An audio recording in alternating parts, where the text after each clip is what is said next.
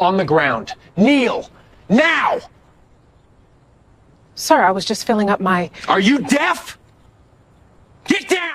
He kicked her ankle. She staggered. Stolen valor! Filthy fraud! You wear that patch like you earned something? You never earned a damn thing in your life. My military ID is in my back pocket. Please.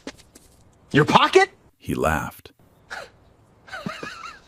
I'm not reaching into your filthy pocket. God knows what's in there. He yanked both arms behind her back. The cuffs clicked. A colonel. You? Funniest thing I've heard all week. You people can't even follow basic orders and you want me to believe you give them? She said nothing. Jaw clenched, eyes forward, breathing slow. 14 people watched. Nobody moved. But what happened next, none of them were ready for. Especially him. The Greenfield fuel stop sat just off Route 58, about 40 miles south of Fort Liberty. 2 pumps, a convenience store with a cracked awning, a parking lot that hadn't been repaved since the Clinton administration. The kind of place you stop at because your tank is almost empty, not because you want to. It was a Thursday afternoon in late October. The sky was the color of old denim, and the air smelled like cut grass and diesel. Felicia Vaughn pulled her silver Jeep Cherokee into Pump 2. She turned off the engine and sat there for a moment. Just sat. Hands on the steering wheel, eyes closed, breathing. 9 months. That's how long she'd been gone this time. 9 months in a forward operating base overseas, managing logistics for a battalion of 800 soldiers. 9 months of 18-hour days, satellite calls with her daughter at odd hours, and meals eaten standing up. Now she was 40 miles from home. She stepped out, stretched her arms above her head. Her lower back cracked twice. She was wearing a gray army hoodie, faded, soft from years of washing. The 82nd Airborne patch on the left shoulder. Her rank wasn't visible. No uniform, no insignia besides the patch. Just a woman in comfortable clothes at the end of a very long road. Felicia Vaughn had enlisted at 19, grew up in a small town outside of Savannah, Georgia. Her mother worked 2 jobs, night shift at a textile plant, weekends at a grocery store. Her father left when she was 6. She didn't talk about him much. She joined the Army because a recruiter came to her high school and told her she could see the world. She stayed because she was good at it. Better than good. She moved through the ranks the way some people move through water, with a kind of quiet force that made everything around her rearrange. Second lieutenant at 23, captain at 28, major at 32, lieutenant colonel at 38, full colonel at 41. 22 years of service, 3 deployments, 2 Bronze Stars. A Legion of Merit she kept in a drawer because she didn't like talking about it. She swiped her card at the pump, leaned against the Jeep while the tank filled, pulled out her phone and texted her daughter. 40 minutes out. Want Chick-fil-A? 3 dots appeared. Then, yes! Nuggets, large fry, 2 sauces. Hurry! Felicia smiled. The first real smile in weeks. She put the phone away and walked into the convenience store. A bell jingled above the door. Inside, it smelled like burnt coffee and floor cleaner. A girl behind the counter, early 20s, blonde ponytail, name tag reading Paige, looked up from her phone. Hey there. Hi. Felicia grabbed a bottle of water from the fridge and a pack of peanut butter crackers. She set them on the counter. Paige glanced at the patch on Felicia's shoulder. You military? Yes, ma'am. My brother's at Fort Liberty. Infantry. Paige scanned the water. What branch? Airborne, 82nd. Paige's eyes widened a little. No kiddin'. That's intense. Thank you for your service. Thank you for saying that. Felicia tapped her card, took her things, smiled again. She walked back outside into the October air. The tank was almost full. A couple of other cars at the station. A white pickup truck. A minivan with a stick-figure family on the back window. A man in a baseball cap filling up at pump 1. A woman sitting in the minivan scrolling her phone. Normal. Ordinary. A Thursday that looked exactly like every other Thursday. Felicia unscrewed the cap on her water and took a long drink. She leaned against the Jeep again. 40 miles from her daughter. From her bed. From the life she kept leaving and coming back to. She didn't notice the patrol car pulling into the lot. She didn't see the officer step out, adjust his belt, look at her for a long 3 seconds.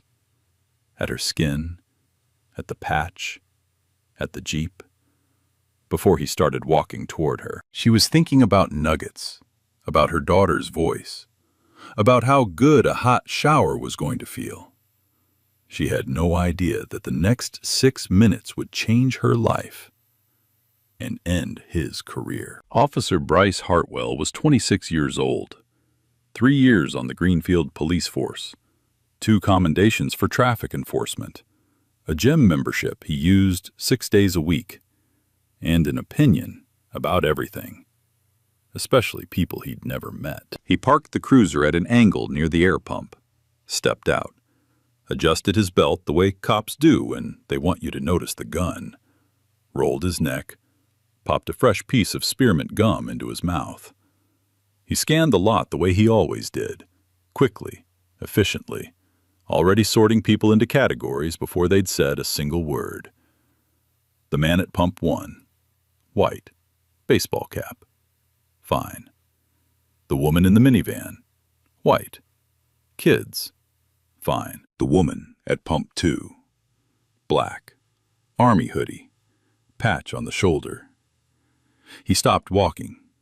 Hartwell stared at her for a full 5 seconds. She hadn't noticed him yet.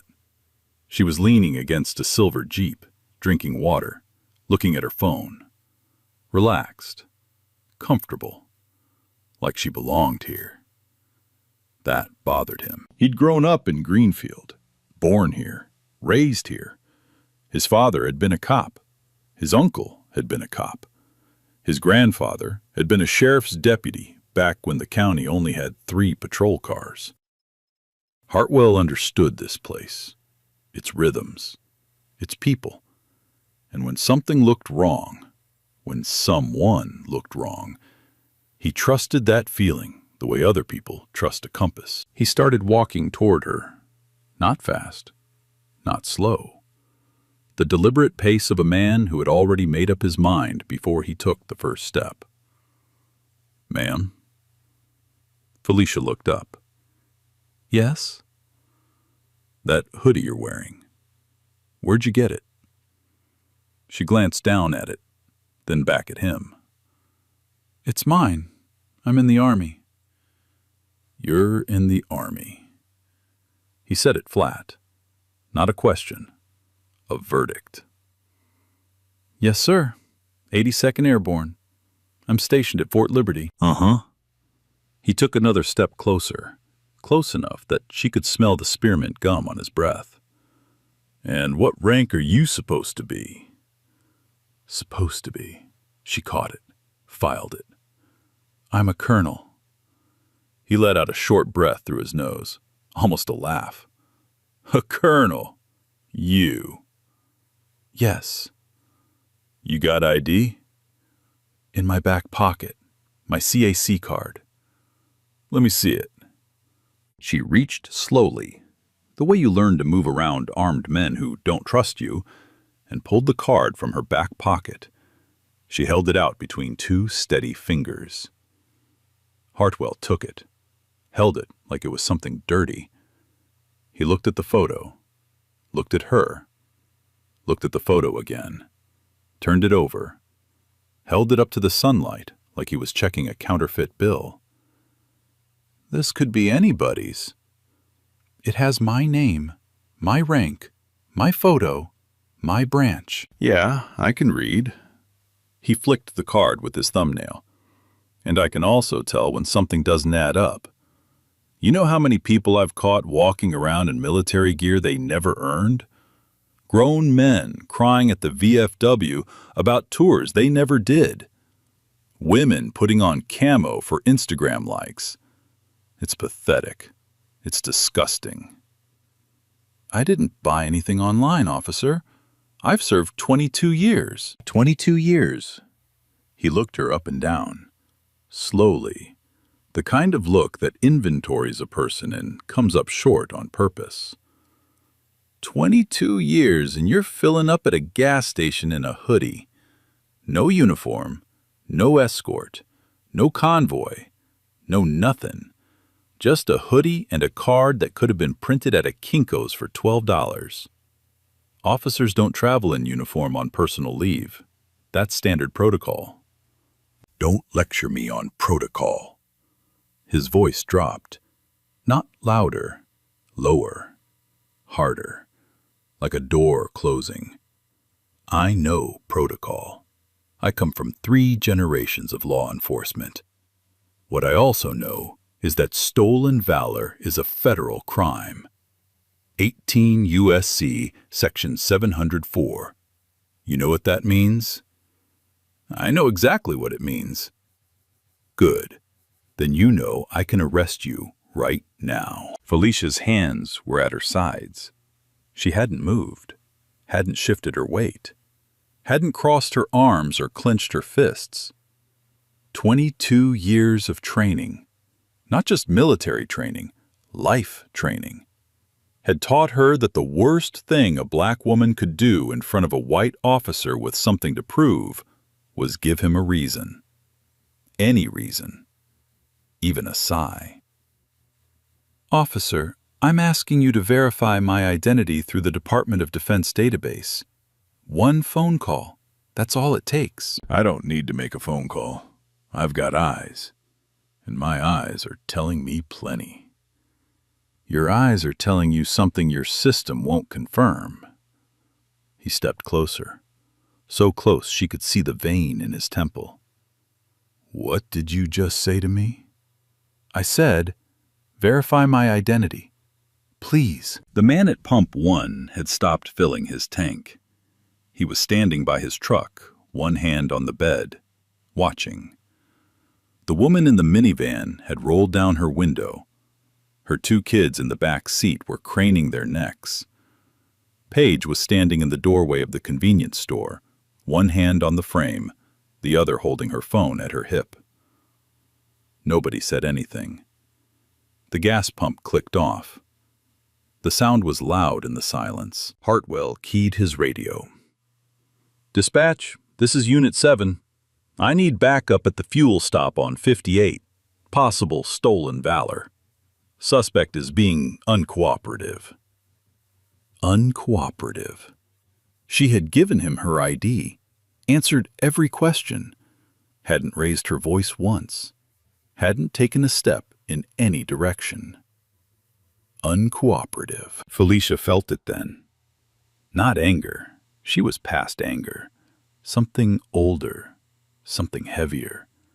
Something she'd first felt at 19 during basic training when a drill sergeant called her quota.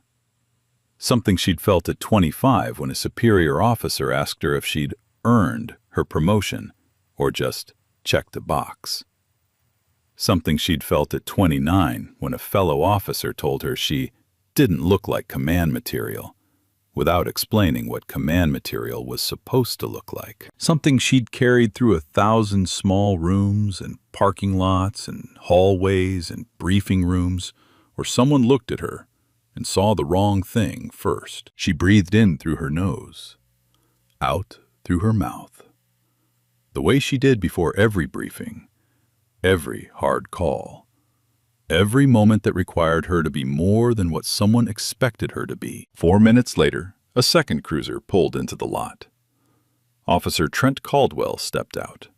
Late 30s, taller than Hartwell, quieter face, sandy hair cut short.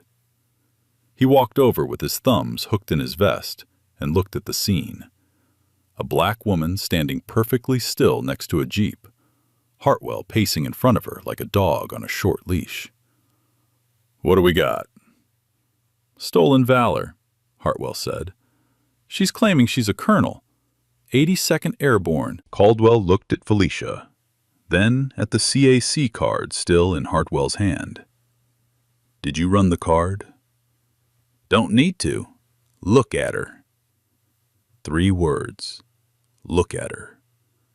As if looking was enough. As if skin was evidence. Caldwell paused. A beat too long. He glanced at Felicia again. Something flickered behind his eyes. Doubt, maybe. Or recognition. The look of a man who knows he's watching something wrong, but hasn't decided yet if it's worth the cost of saying so. "Ma'am, is that your vehicle?" "Yes, sir." "And you're saying you're active duty?" "I'm not saying it. I am. Colonel Felicia Vaughn, 82nd Airborne Division, Battalion Commander. You can verify it in 30 seconds. Caldwell turned to Hartwell, lowered his voice, but not enough. "Bryce, maybe we should just call it in. Run the card." "I'm not calling anything in. I've got probable cause. She's wearing military insignia she didn't earn. That's a crime." "She gave you a CAC card." "Could be fake. It has a DOD hologram on it, Bryce." Hartwell's jaw tightened. His nostrils flared. "Are you backing me up or not?" Caldwell looked at the ground, then at his shoes, then at the cruiser behind him like he was measuring the distance to somewhere safer. Then he stepped back. That was it. That was the moment. Not Hartwell's cruelty. That was predictable. But Caldwell's silence. His single step backward. The way he chose comfort over conscience and dressed it up as following the chain of command. Felicia saw it. She'd seen it 100 times before.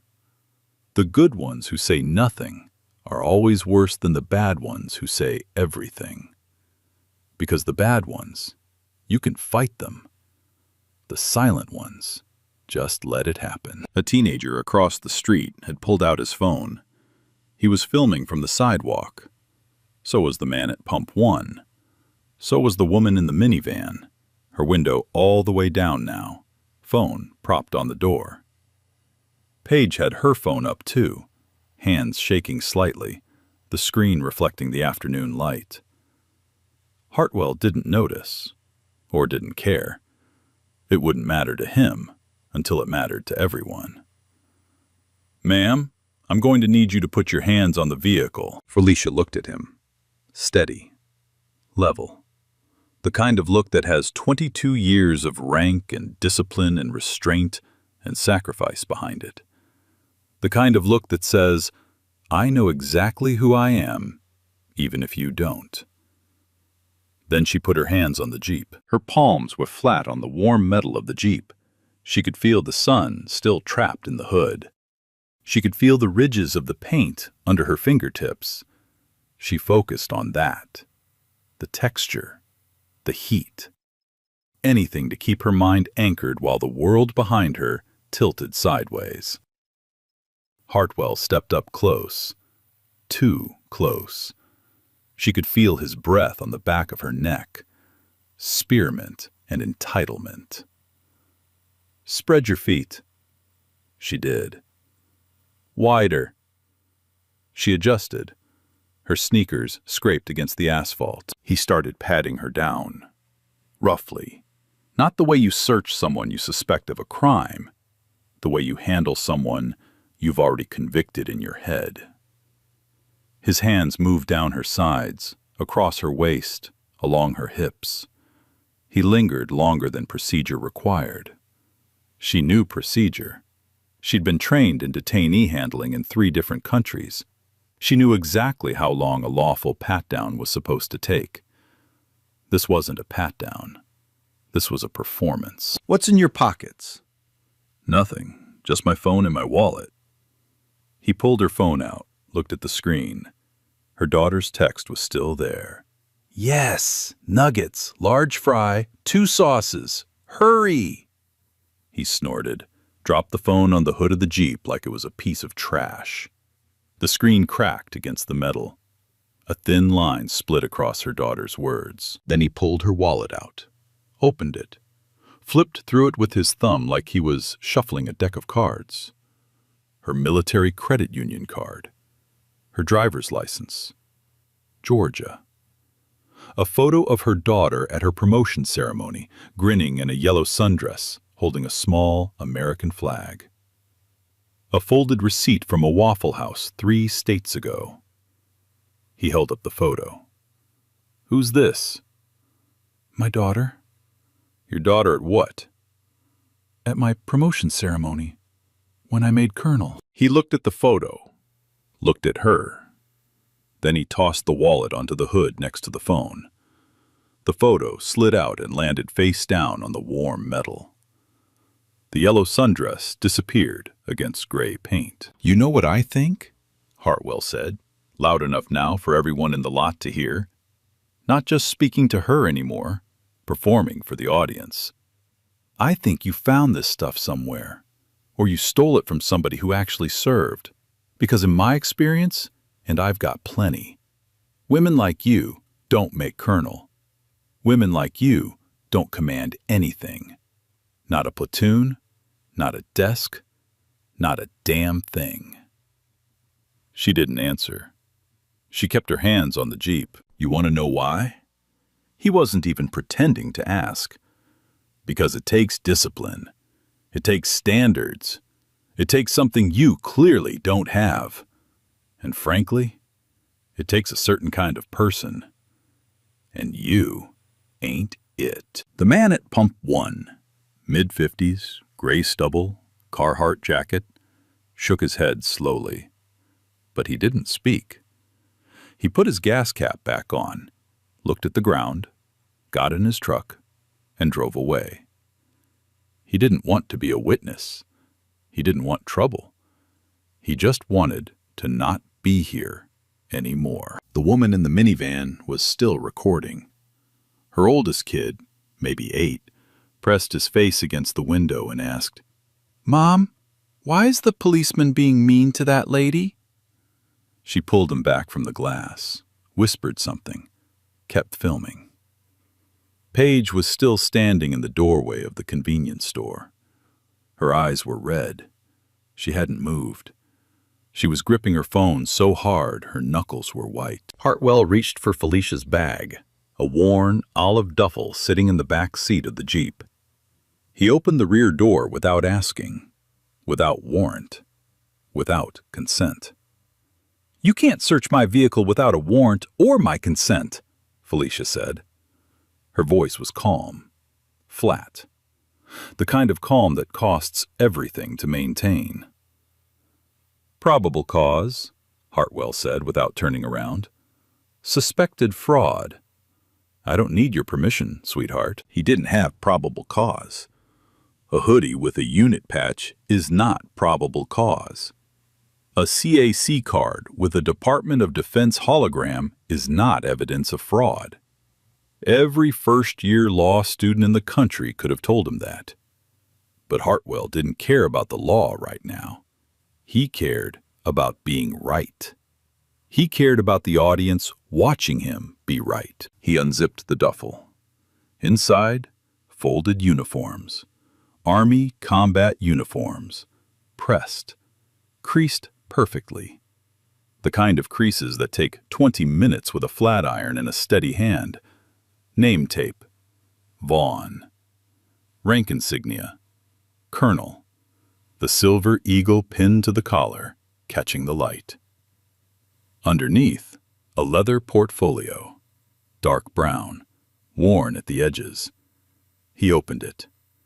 Her official orders, transfer paperwork stamped and signed, a letter of commendation from a 2-star general, her Bronze Star citation, 2 pages, single-spaced, describing actions in a combat zone that Hartwell couldn't pronounce the name of.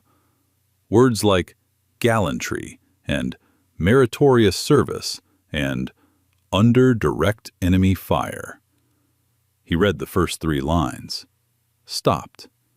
His jaw worked the gum faster. Caldwell had moved closer. He was reading over Hartwell's shoulder. His face changed. The flicker of doubt that had been sitting behind his eyes turned into something sharper, something closer to dread. Bryce. Caldwell's voice was low, tight. Bryce, that's a Bronze Star citation. So what? You can buy those online too. That has a 2-star general's signature on it, with a unit seal, and an official Army letterhead. I said, so what? Hartwell shoved the portfolio back into the duffel, zipped it up hard, slammed the car door. The Jeep rocked on its suspension. He turned back to Felicia. She was still standing with her hands on the hood. She hadn't moved an inch, hadn't turned around, hadn't flinched at the slam. 22 years of service, 3 deployments, 800 soldiers under her command. She had coordinated airfield logistics under mortar fire. She had signed letters to families of the fallen, handwritten, every single one. She had held the hands of 19-year-old privates in field hospitals and told them they were going home when she wasn't sure they were. And now she was standing in a gas station parking lot with her hands on her own car, while a 26-year-old with a badge and a gum habit told her she wasn't good enough to be who she was. All right, Hartwell said. He pulled the handcuffs from his belt. The metal caught the October sun and flashed white. Turn around, hands behind your back. Officer, you are making a mistake you cannot take back. The only mistake here is that hoodie. Turn around. Now. She turned. Slowly. Deliberately. She looked at him. Really looked at him. For the first time since this began. Not with anger. Not with fear. Not with pleading. With pity. She pitied him. And he was too far gone to even recognize it. He grabbed her left wrist, then her right. Clicked the cuffs on. Tight. Tighter than necessary. The metal bit into the skin where her watch usually sat. The same watch she'd worn through 3 deployments. A gift from her daughter on her 40th birthday. You have the right to remain silent, he began. I know my rights, she said quietly. Better than you know yours. Across the street, 17-year-old Greg Dawson had been filming for 4 minutes straight. His hands were steady. He'd switched to landscape mode. He wasn't zooming in and out like most people. He was holding the phone still, level, like a documentary cameraman, like evidence. Because that's exactly what it was. His video had already gone live on Facebook. He'd titled it, Cop Arrests Black Woman at Gas Station for Wearing Army Hoodie. Within 2 minutes, 300 views. Within 5, 2,000. Within 8, 11,000. Comments flooding in. Angry emojis, shared links, tags. Someone tagged the local CBS affiliate. Someone tagged the NAACP. Someone tagged the Army's official page. The algorithm picked it up, and the algorithm doesn't forget. Felicia stood next to the cruiser now, hands cuffed behind her back, chin level, spine straight. She could see her Jeep from here, the cracked phone on the hood, the wallet, the photo of her daughter, face down on warm metal, the the yellow sundress hidden from the world. She thought about calling out to Paige, asking her to put the photo back, to keep it safe. But she didn't. She wouldn't give Hartwell another word to twist. So she stood, and she waited. The way she'd waited through sandstorms and budget hearings and promotion boards that looked at her like she didn't belong. The October wind picked up. It pushed a paper cup across the parking lot in a slow, lazy arc. Somewhere behind the convenience store, a dog barked twice and stopped. Caldwell leaned against his cruiser with his arms crossed, staring at a crack in the asphalt like it held the answer to something. He hadn't spoken since the duffel. He looked like a man trying to convince himself that what he was watching was someone else's problem, someone else's call, someone else's consequence. Hartwell keyed his radio. "Dispatch, suspect is in custody, transporting to station for processing, stolen Valor, possible fraud, possible stolen documents." Stolen documents. He'd added a charge.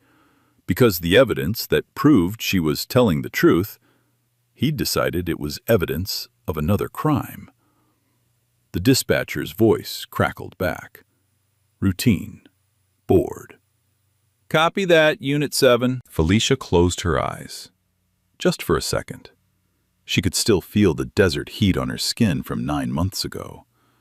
Could still hear the rotors, the radio chatter, the sound of 800 soldiers counting on her to make the right call every single time, under pressure that this man in front of her could never imagine. She opened her eyes. She'd made it through war zones. She could make it through a parking lot. Hartwell was walking toward the cruiser to load Felicia into the back seat when his radio crackled. "Unit 7, hold transport. Do not leave the scene. Repeat, hold transport." He stopped, frowned, keyed the mic. "Copy, dispatch. What's going on?" "Stand by, patching through a call." A pause. Static. Then a voice came through, not the dispatcher. Deeper. Slower. The kind of voice that doesn't need to be loud, because everyone shuts up when it speaks. "This is Brigadier General Warren Thornton, United States Army, Fort Liberty. Who am I speaking with?"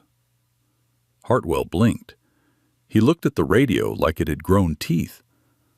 "This is, Officer Bryce Hartwell, Greenfield PD." "Officer Hartwell, I'm going to say this once, and I need you to listen very carefully." Thornton's voice didn't waver, didn't rush. Every word landed like a boot on hard ground. "You have in your custody Colonel Felicia Vaughn. She is an active duty officer in the United States Army. She is the battalion commander of the 3rd Brigade Combat Team, 82nd Airborne Division. She has 22 years of distinguished service, 3 combat deployments, 2 Bronze Stars, and a Legion of Merit. She is not a fraud. She is not a criminal. She is one of the finest officers I have ever had the privilege of serving alongside." Silence. The radio hissed softly. The October wind pushed against the gas station awning and made it creak. "Do you understand what I just said, officer?" Hartwell's mouth opened. Nothing came out. His hand was still on the radio. His knuckles had gone white. Yes, sir." "Good. Now I'm going to tell you what's going to happen next. You are going to remove those handcuffs from Colonel Vaughn immediately. You are going to return her personal belongings, all of them, and you are going to apologize. Then you are going to contact your commanding officer and inform them that the United States Army will be filing a formal complaint with your department, your county, and the Department of Justice. Are we clear?" The gas station was silent. Completely silent. Even the dog behind the store had stopped barking. Greg Dawson's phone was still recording. The viewer count had crossed 40,000. The comments were moving too fast to read. Paige had both hands over her mouth, tears running down her cheeks. The woman in the minivan had put her phone down and was just staring, one hand on the steering wheel, the other on her son's shoulder. Caldwell was standing very still. His arms had dropped to his sides. His face was the color of old paper. "Are we clear, Officer Hartwell?" Yes, sir. We're clear." "Then move." Hartwell clipped the radio back to his belt. His hands were shaking. Not a lot, just enough. He turned and walked toward Felicia, each step slower than the last.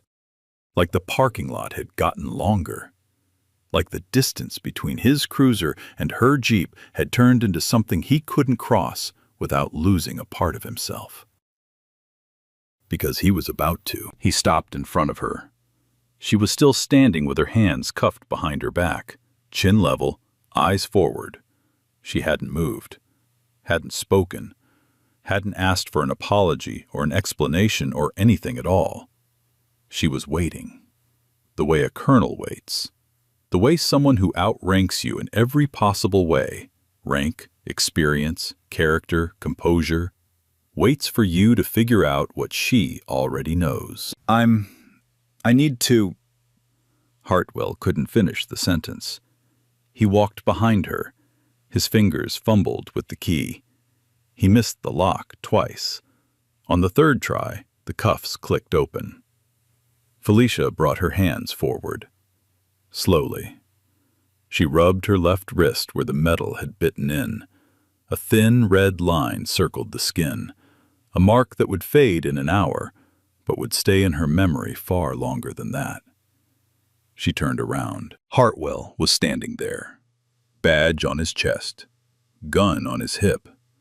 3 years of authority that had just evaporated in 90 seconds.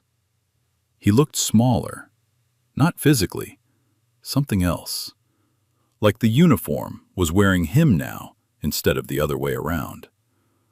"I'm sorry," he said.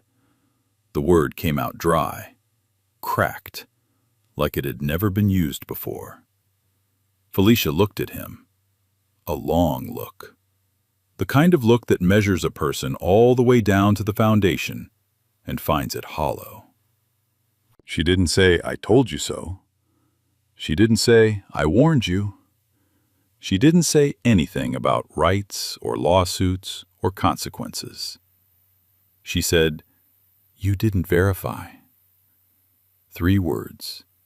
Quiet. Final. Then she walked to the hood of her Jeep, picked up her phone, the crack running across the screen like a scar, picked up her wallet, found the photo of her daughter, turned it face up, looked at it for a moment. The yellow sundress, the little flag, the grin.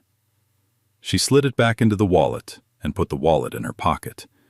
She got in her Jeep, started the engine, adjusted the mirror. She didn't look back at Hartwell, didn't look at Caldwell, didn't look at any of the phones pointed at her. She pulled out of the gas station the same way she'd pulled in, calmly, steadily, signaling before she turned. 40 miles to home, 40 miles to her daughter, 40 miles to nuggets and fries and a shower and a bed that hadn't been slept in for 9 months. Behind her, Hartwell stood in the parking lot. Alone. The cruiser still running, the cuffs still in his hand. The wind pushing that same paper cup in slow circles around his feet. He didn't move for a long time. By the time Hartwell drove back to the station, the video had crossed 200,000 views. He didn't know that yet. He was driving with both hands on the wheel, staring straight ahead, replaying the general's voice in his head like a recording he couldn't turn off. One of the finest officers I have ever had the privilege of serving alongside. The words sat in his chest like a stone. He parked, walked inside. The front desk sergeant, a woman named Torres, who'd been with the department for 15 years, looked up from her monitor. She didn't say anything. She didn't have to. The look on her face said she'd already seen it. Everyone had already seen it. Captain Alan Dixon was waiting in his office, door open, blinds drawn. He was standing behind his desk with his arms crossed and his reading glasses pushed up on his forehead. On his monitor, Greg Dawson's video was paused at the moment Hartwell snapped the cuffs on Felicia's wrists. The freeze frame showed everything. His face twisted with certainty. Her face perfectly still. "Sit down," Dixon said. Hartwell sat. "Tell me what happened." "I observed a female individual wearing military insignia at the fuel stop on 58. I had reasonable suspicion that—" "Stop!" Dixon held up one hand. "I've watched the video, all 11 minutes of it. I've also pulled your body cam footage. Both angles tell the same story, and neither one supports what you're about to say." Hartwell's mouth closed. Dixon sat down. He took off his glasses, rubbed the bridge of his nose. He looked like a man who had been doing this job long enough to know that some mistakes are recoverable and some aren't. And he was looking at one that wasn't. "You detained an active duty colonel in the United States Army. You accused her of stolen valor without running a single verification check. You searched her vehicle without a warrant or consent. You ignored a valid CAC card with a Department of Defense hologram. You ignored a Bronze Star citation. You ignored official transfer orders with a general's signature. And when your partner, Officer Caldwell, suggested you call it in, you refused." Each sentence landed like a nail being driven into wood. Hartwell's leg bounced under the desk. "You didn't just make a mistake, Bryce. You made a choice. Multiple choices. At every single point where you could have stopped, where any reasonable officer would have stopped, you kept going. And now, I have a brigadier general on the phone, a video with 500,000 views and climbing, and the NAACP requesting a formal investigation." 500,000. Hartwell's stomach dropped. "As of right now, you are suspended without pay, effective immediately. Badge and service weapon." Dixon extended his hand, palm up. Hartwell stared at the hand. Then he reached up slowly and unclipped his badge from his chest. He set it on the desk. Then the gun. The metal made a dull sound against the wood, the sound of something ending. "Caldwell?" Hartwell asked. His voice was hoarse. "Caldwell is being formally reprimanded for failure to intervene. He'll keep his position, but he's on notice. Internal Affairs will interview both of you separately." Hartwell nodded. He looked at the badge sitting on Dixon's desk. It had his name engraved on the back. 3 years of service, 2 commendations, all of it sitting on a wooden desk under fluorescent lights next to a half-empty coffee mug. "Can I?" "No," Dixon said. "You can't. Go home. Don't talk to the press. Don't post anything online. And Bryce, get a lawyer.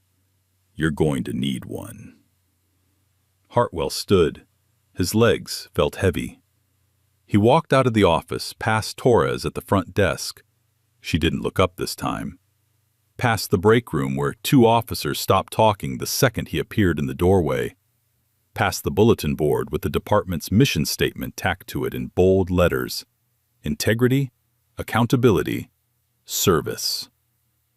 He pushed through the front door and stood in the parking lot. It was dark now. The October sky had turned from denim to ink. His cruiser was already gone, impounded for evidence review. His personal car was a gray Honda Civic parked in the back row. He sat in it for 12 minutes before he started the engine. Meanwhile, 600 miles away, in a Washington, D.C. law office, attorney Diane Prescott, a former JAG officer turned civil rights litigator, was watching Greg Dawson's video for the third time. She paused it at the same frame Dixon had. The cuffs, the face, the parking lot. She picked up her phone and dialed Felicia Vaughn's number. It rang twice. "Colonel Vaughn? My name is Diane Prescott. I think we should talk." The investigation started within 48 hours. Internal Affairs opened a formal case on Officer Bryce Hartwell, case number 1A-2024-0312. The file was thick before they even started, because when they pulled Hartwell's personnel records, they found something that should have been a red flag years ago. 4 prior complaints, all from people of color, all for the same thing: aggressive stops, unnecessary searches, dismissive language. A Latino man pulled over for a broken taillight who ended up face down on the shoulder of Route 58 while Hartwell searched his trunk. A black teenager stopped on his bicycle 2 blocks from his own house because he matched a description. A Middle Eastern couple questioned at a rest stop for suspicious behavior, which turned out to be eating lunch. An elderly black woman asked to prove she owned her own car. 4 complaints, 4 internal reviews. 4 times the department found insufficient evidence to sustain the allegation. 4 times the file was closed, and Hartwell went back to work with a clean record and a badge that still shined. Not this time. Diane Prescott filed a federal civil rights complaint within 72 hours. The complaint named Hartwell individually, Officer Caldwell for failure to intervene, the Greenfield Police Department for systemic negligence, and the county for inadequate training and oversight. The document was 41 pages long. Prescott had built cases like this before. She knew exactly where the joints were weak. The media picked it up on day 3. First, the local affiliates, WBTV, WSOC, a reporter from the Greenfield Gazette who'd been covering the police department for 6 years and had never seen anything move this fast. Then the nationals. CNN ran a segment on a Tuesday evening. The anchor introduced it with the line, "A 22-year Army veteran was handcuffed at a gas station for wearing her own uniform patch. The officer who arrested her had 3 years on the job. She had 3 combat deployments." That sentence went viral on its own. People screen-grabbed it, printed it, put it on T-shirts. MSNBC invited Felicia for an interview the following week. She sat in a studio in Fayetteville, pressed uniform, colonel's eagle on her collar, hands folded on the desk. The host asked her how she felt standing in that parking lot with her hands cuffed behind her back. She was quiet for a moment. Then she said, "I felt like I was 19 again, like nothing I'd done in 22 years mattered. Like the uniform I've bled for was invisible, because the only thing he could see was my skin." The clip got 12 million views in 2 days. It was the most watched segment on the network that month. But Felicia didn't stop there. She didn't retreat into the comfort of being the victim everyone felt sorry for. She did something harder. She spoke about the pattern. In a follow-up op-ed published in the Washington Post, she wrote about the 4 complaints in Hartwell's file, about how each one had been reviewed and dismissed, about how a system that ignores 4 warnings doesn't get to act surprised at the 5th. She wrote about Caldwell, not with anger, but with something more precise. "Officer Caldwell read my Bronze Star citation with his own eyes," she wrote. "He saw the general's signature. He knew. And he stepped back." The system doesn't just fail because of the officers who act with malice. It fails because of the officers who see the malice and choose silence. That paragraph was quoted in congressional testimony 3 weeks later.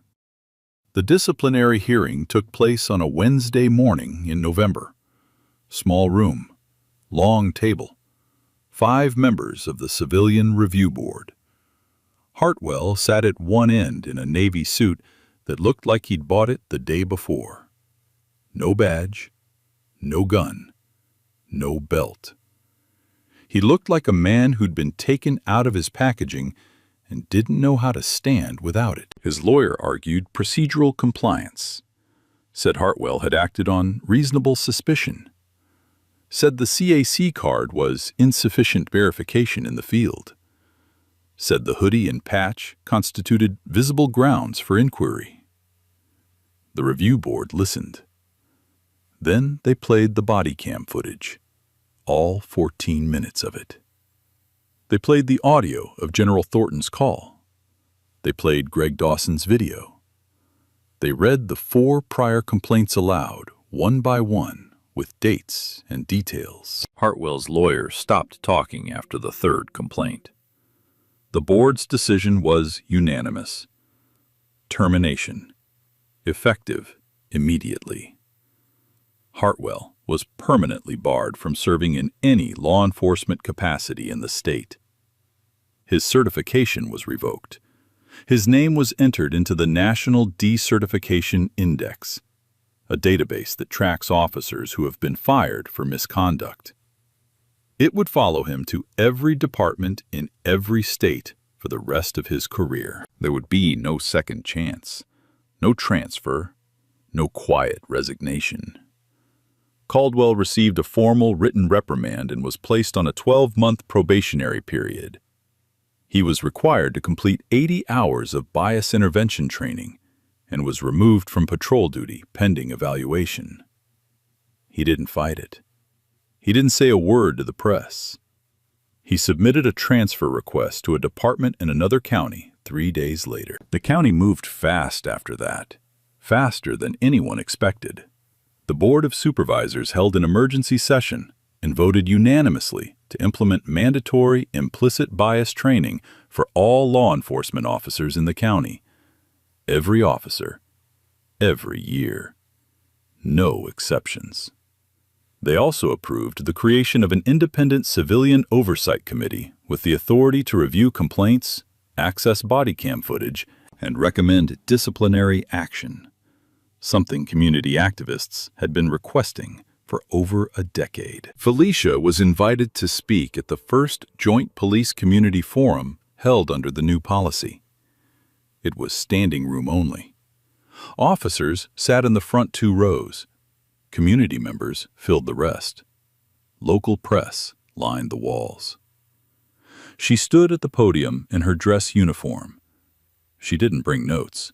She didn't need them. "I'm not here to punish anyone," she began. "I'm not here because I want revenge. I'm here because what happened to me at that gas station wasn't new. It wasn't rare. It wasn't an isolated incident. It was a pattern. And patterns don't break themselves." She paused, looked at the officers in the front row.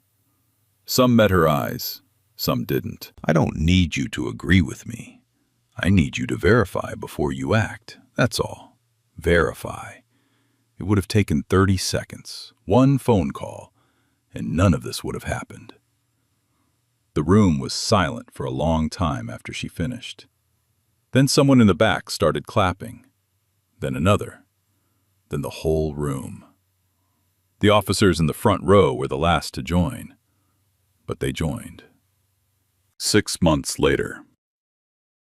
Felicia Vaughn stood in front of a mirror in her quarters at Fort Liberty. Full dress uniform. Every ribbon in place. The colonel's eagle on her collar. She adjusted her beret 1 centimeter above the right eyebrow, exactly the way she'd been taught at 19. Today was different, though. Today there was a new patch on her shoulder. She'd been appointed to lead the Army's newly created Diversity and Inclusion Initiative.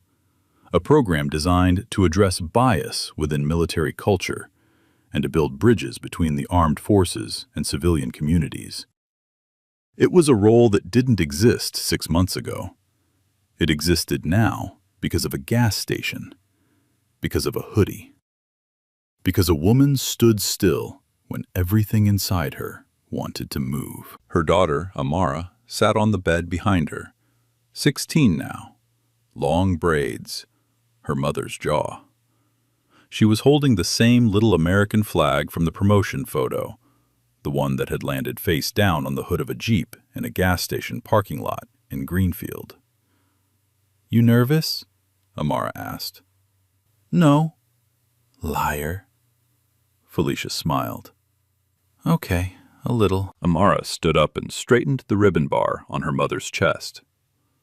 The bronze stars, the Legion of Merit, the rows of color that told a story most people would never read, but could never take away.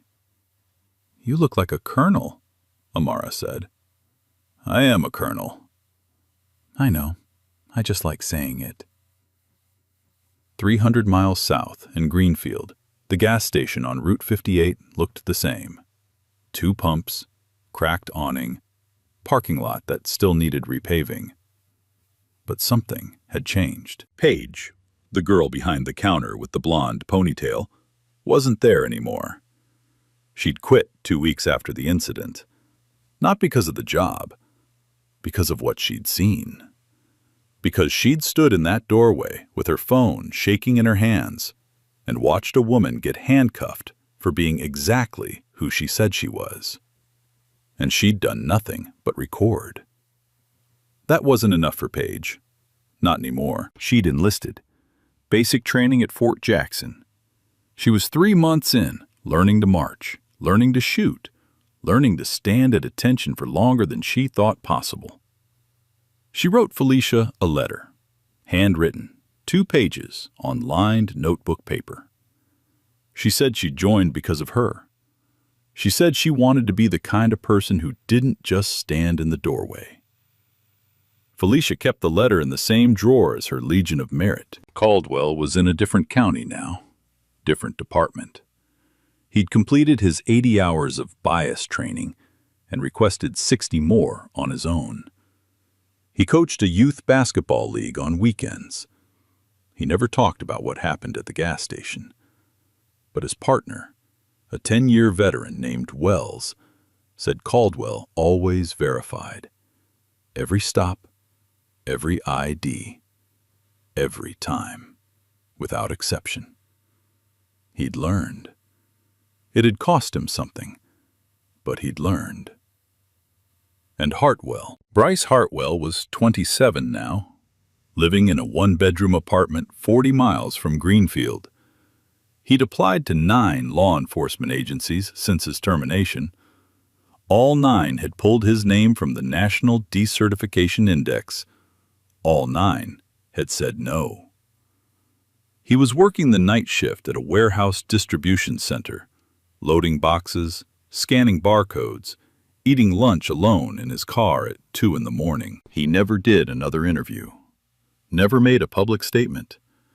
His social media went dark the day after the hearing.